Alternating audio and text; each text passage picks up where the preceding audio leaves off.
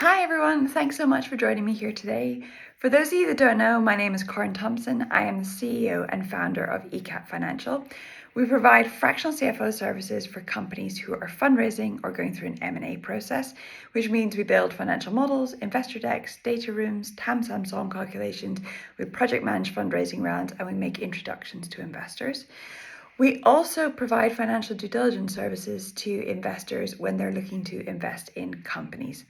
Now, we're running a little series at the moment on YouTube around financial due diligence and just some like do's and don'ts around it and key things that we find when we're going through company investment processes and we're looking to write these red flag reports on behalf of investors.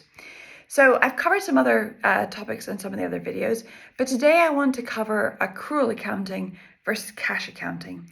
Now we see, particularly with early stage companies, a lot of accounts coming our way that are cash accounted versus accrual accounted.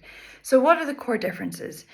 Cash accounting means that basically you recognize the cash in the month that either you receive it or that you pay it out in terms of an expense. And so what that means is that you have a very strong handle on money coming into the account, money going out of the account, but you're not necessarily recognizing that cash or that money alongside the services being provided. And what I mean by that is more than on the accrual accounting side, which is basically if a client of yours pays you upfront and they pay you upfront for like a 12-month contract, you should really recognize that revenue going into the P&L on a monthly basis over that 12 months versus cash accounting where you would just recognize that money when you receive that cash. It's the same as well also with expenses and cash going out the business. So for instance, like some expenses that are often like affected in that way are things like prepayments. So you may prepay for a CRM system such as Salesforce. Often you'll prepay for, one of these CRMs like Salesforce or HubSpot or something at the beginning of the year, so maybe in January. So that full amount of cash goes out in January. But the reality is that you're going to consume that service from Salesforce and that product from Salesforce over a 12-month period.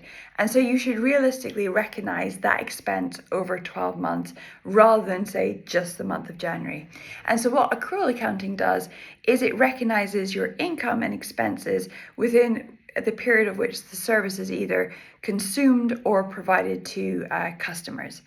Now, the nice thing about cash accounting is like you have a very strong handle on your runway, and particularly for early stage companies where, runway and month on month kind of cash movements are so critical. This is really core to be able to do.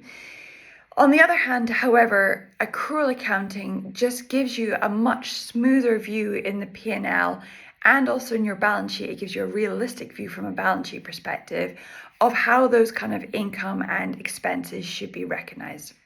So some of the key account lines that we see affected by doing cash accounting versus say accrual accounting are particularly things on the balance sheet. So for instance, like deferred income. Now, deferred income is recognized when you sign up a client and say the service is for 12 months and they pay you upfront for that 12-month period. And under that upfront payment, basically you then need to recognize every single month an amount into the revenue balance. So you send out a contract to a client, they say, yeah, we'll take your services for 12 months starting from say the 1st of January of that year. You then recognize, let's call it 120K for simplicity's sake, onto the balance sheet under deferred income. And every single month you'll recognize 10K into the P&L for your revenue line, and you reduce that 120K of deferred income down. Now, the problem is if you cash account that, you don't recognize anything in deferred income. You just recognize 120K in January as revenue, which is not an accurate representation of that contract, which is a 12-month contract. Now, for a lot of contracts, a lot of subscription contracts, you pay on a monthly basis. And for those ones, you don't have any deferred income. You just have a revenue line. And so you recognize revenue on a monthly basis for those ones, and you would recognize the cash basically on that same monthly basis. With deferred income, however, you recognize that 12 months upfront on the balance sheet is deferred income. And then because you've issued an invoice, but you haven't yet received that cash, you recognize a receivable balance, which is money that you are due into the company. And normally invoices that are sent out have, say, for instance, sometimes a 30-day payment period, a 60-day, a 90-day payment period, whatever it is.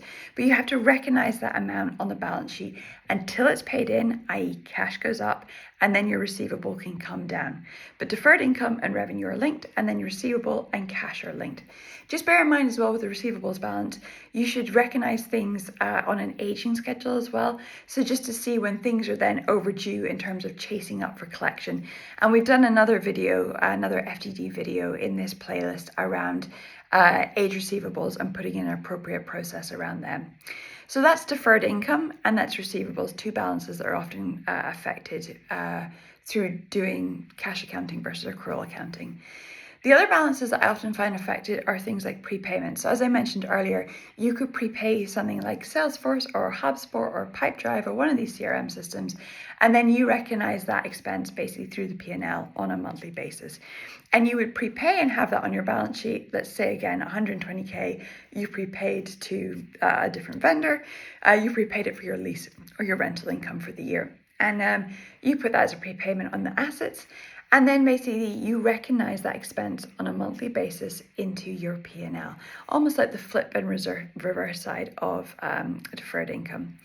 And then finally, the other thing that comes under kind of like accrual-based accounting to be mindful of is accruals. So often companies will accrue for expense going out. And so something, for instance, like company or staff bonuses, you often will pay them in the end of the year, so in month 12 or in January that amount goes out, but from the beginning of the year that you're going to have to accruing this amount, and so you put that basically through the P&L because you know that expense is coming. And when you put that amount through the P&L, it's also then recognized on the balance sheet as well. And the balance sheet is the kind of, I would say personally, the critical thing here, because when investors see that or when stakeholders see that, they know under deferred income, they're expecting you to get a certain amount of revenue over the next kind of like 12 months, 18 months, 15 months, whatever that time frame is, but you're expecting to get revenue in. They know on receivables that you're expecting to get cash back basically in terms of that receivables piece. They know on prepayments what you've already spent in terms of expenses going out the door, and they know in terms of accruals what expense will still go out the door as well. And so this just tells them a more holistic picture about the business. So anyway, I will stop there. But if you have any questions, please don't hesitate to come back to us. All right, thanks very much for your time. Bye-bye.